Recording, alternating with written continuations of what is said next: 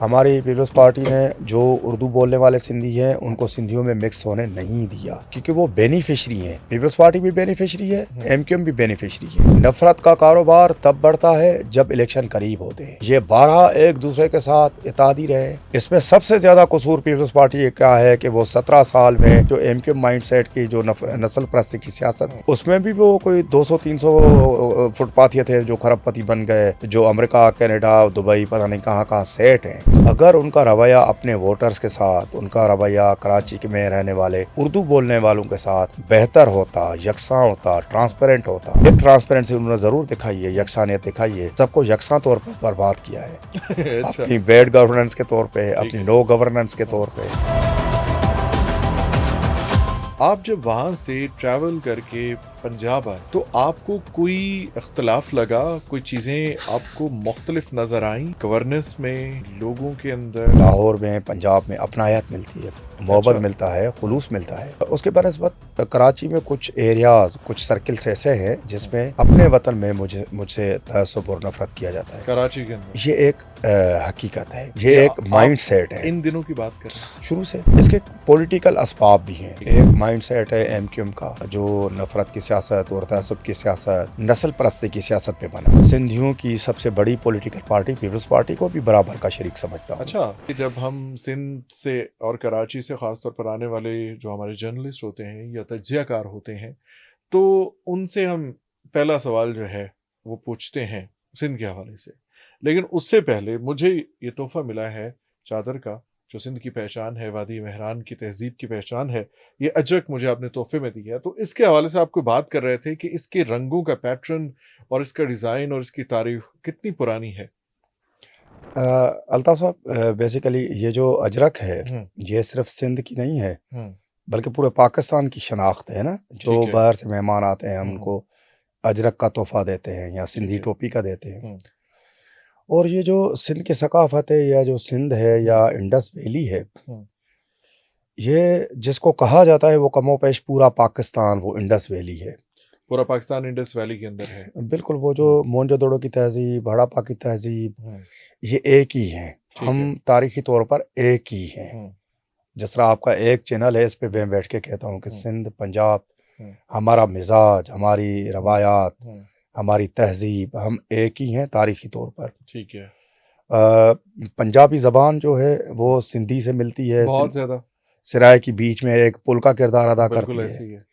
میں کہوں کہ جو سرائیکی اور پنجابی ہے سندھ کے لہجے ہیں, یا سندھی جو ہے وہ پنجابی اور سرائیکی کا لہجہ ہے, تو ایک ہی بات ہے.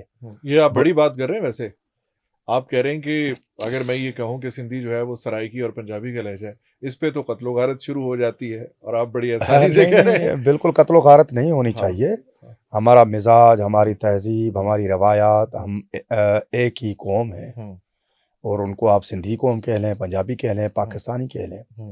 اور جس پاکستان کے ہم گلدستے میں بیٹھے ہوئے ہیں اس میں سندھی بھی ایک قوم ہے, پنجابی بھی ایک قوم ہے, پختون ہے, ہمارے ہزارے وال بھائی ہیں, ہمارے بلوچ ہیں.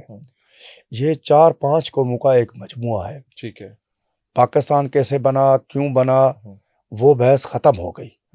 اب ہم جس جگہ پہ ہم بیٹھے ہوئے ہیں 2025 میں, گراؤنڈ ریئلٹیز کو مد نظر رکھتے ہوئے, میں نے تو ایک حساب سے اپنی عمر پوری کر لی. میں اپنا آئندہ نسل, میں اپنا بیٹا وقاص, یا میرا بیٹا سلیم, یا میرا بیٹا فیضان, یا میرا بیٹا حسنین, یا آپ کی جو اولاد ہے, ہم ان کو ایک ایسا اچھا پاکستان دیں جو شفافیت پہ, میرٹ پہ یقین رکھتا ہو. وہاں پر ان کو اگر کوئی پوزیشن ملے تو وہاں پر سندھی, پنجابی, بلوچ اور پختون کی تفریق نہ ہو. وہاں تفریق ہو تو صرف میرٹ کی ہو, قابلیت پہ ہو, اور ایک اچھا معاشرہ جو رول آف لا پہ بلیو کرتا ہو. ایک اچھا معاشرہ جس میں ہم اپنے بچوں کو پنجابی, سندھی, اردو بولنے والا, مہاجر, اس تفریق میں نفرتیں ان کو نہ دے, ان کو نفرت کا معاشرہ ہم نہ دے کر جائیں. ایک ایسا ایٹماسفیئر دے کر جائیں جس میں وہ ایک اچھے سندھی, اچھے پنجابی, اچھے بلوچ, اچھے پختون, اچھے ہزارے وال, اچھے اردو اسپیکنگ سندھی کے طور پر اپنی جو ان کی شناخت ہے جہاں وہ رہتے ہیں اس کو بھی کیری کریں, اپنی اس لیگیسی کو, اور پاکستان کو بھی اون کریں. بالکل. یہ جو پاکستان کا گلدستہ ہے وہ اجرک کی سندھیوں، پنجابیوں، بلوچوں اور پختونوں نے بنایا ہے، بالکل ایسے ہی، اردو بولنے والوں نے بنایا ہے، جو بالکل انڈیا ایسے سے مائگریٹ کر کے بالکل آئے. ایسے ہی.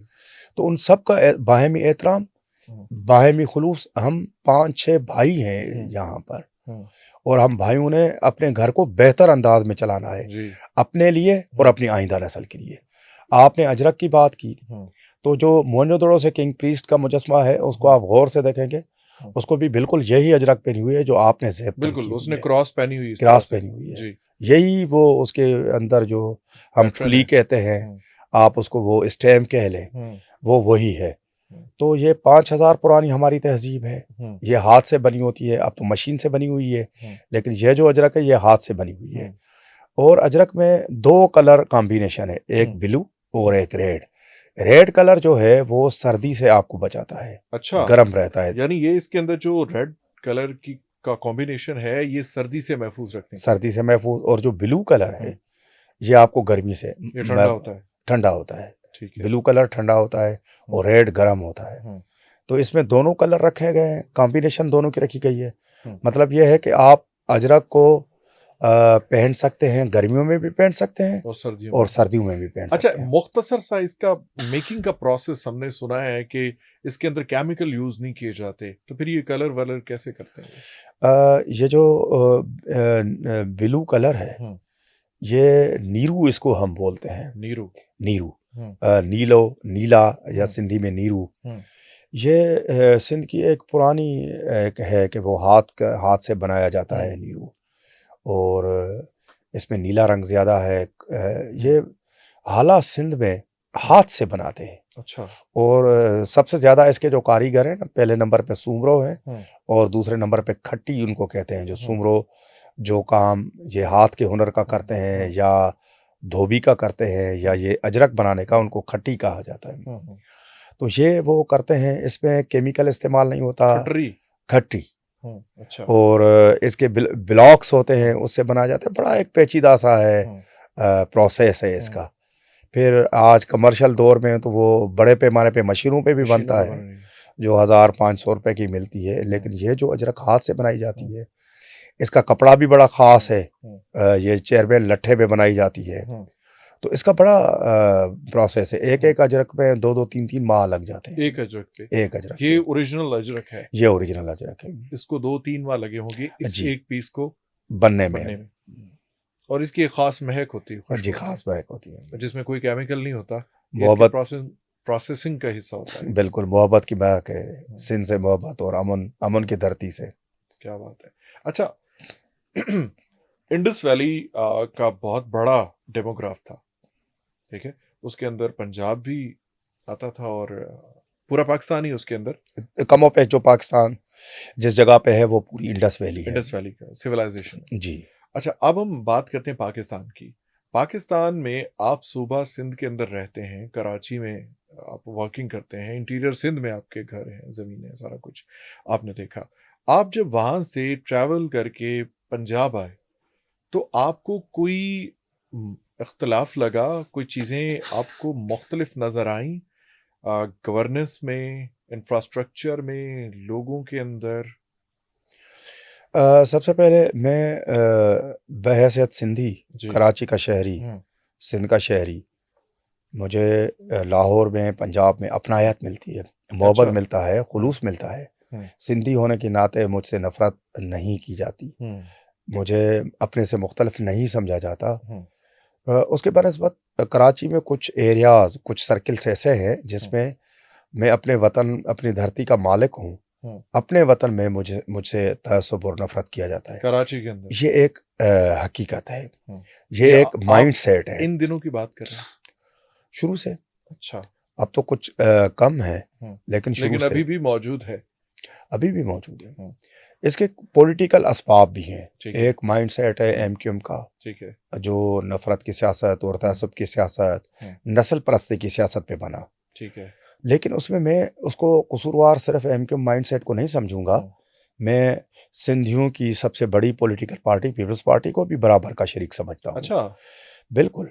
اور ایز اے سندھی میں برملا اس کا اظہار بھی کرتا ہوں کہ اگر ان کی گورننس بہتر ہوتی، اگر ان کا رویہ اپنے ووٹرز کے ساتھ، ان کا رویہ کراچی کے میں رہنے والے اردو بولنے والوں کے ساتھ ہاں۔ بہتر ہوتا، یکساں ہوتا، ٹرانسپیرنٹ ہوتا. ہاں۔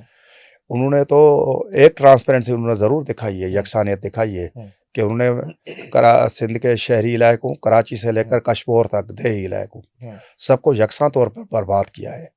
اپنی بیڈ گورننس کے طور پہ، اپنی نو گورننس کے طور پہ، اپنی کرپشن، نااہلیت، نیپوٹزم کے طور پہ.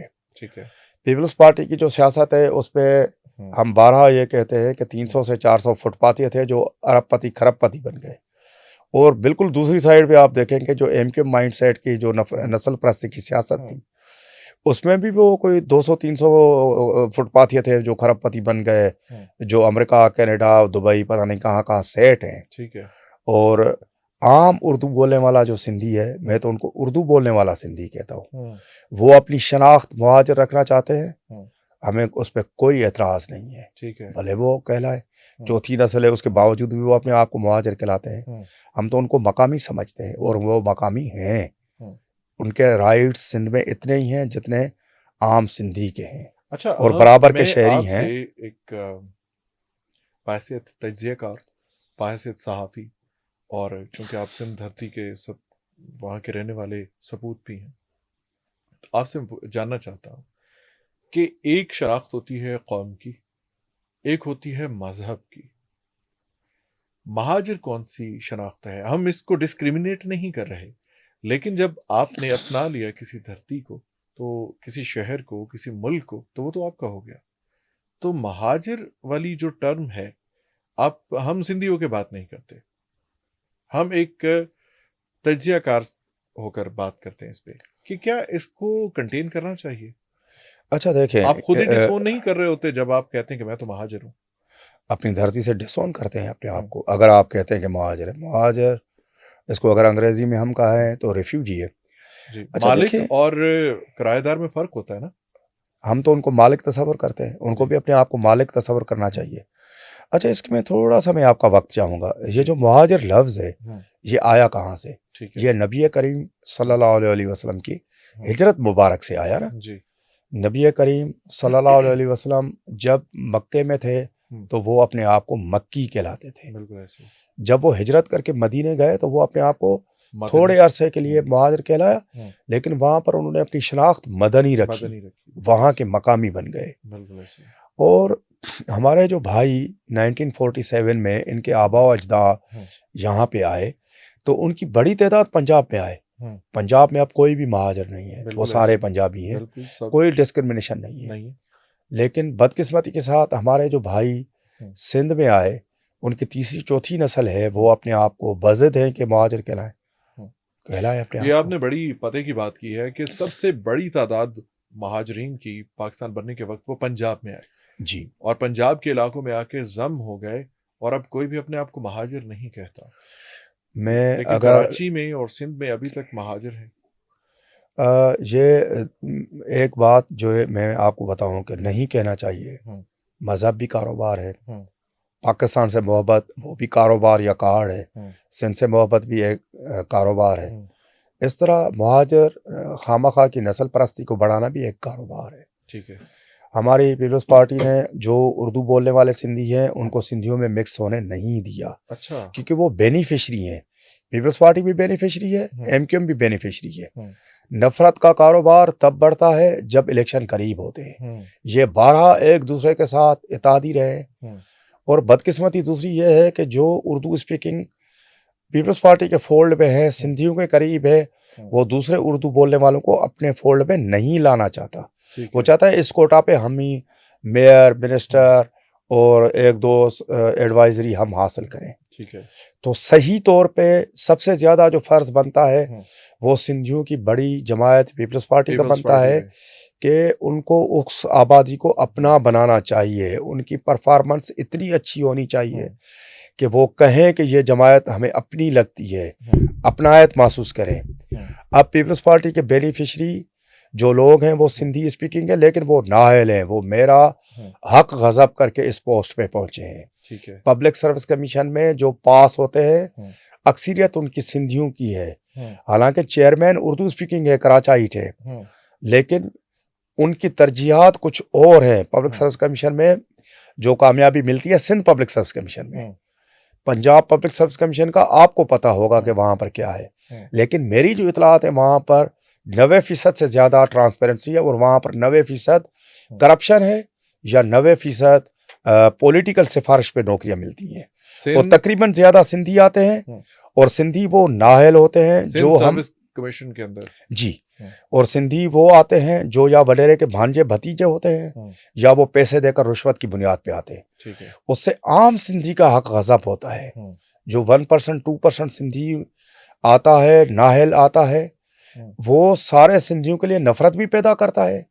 پیپلز پارٹی کی جو انداز سیاست ہے وہ سندھیوں کے لیے نفرت پیدا کرتی ہے۔ آج حالت یہ ہے کہ لوگ سندھ کی وحدت کے خلاف بات کر رہے ہیں۔ اس میں سب سے زیادہ قصور پیپلز پارٹی کا ہے کہ وہ 17 سال میں انہوں نے کراچی کو بہتر نہیں کیا، انہوں نے سیون کو بہتر نہیں کیا، انہوں نے نواب شاہ کو بہتر نہیں کیا، انہوں نے خیرپور کو بہتر نہیں کیا۔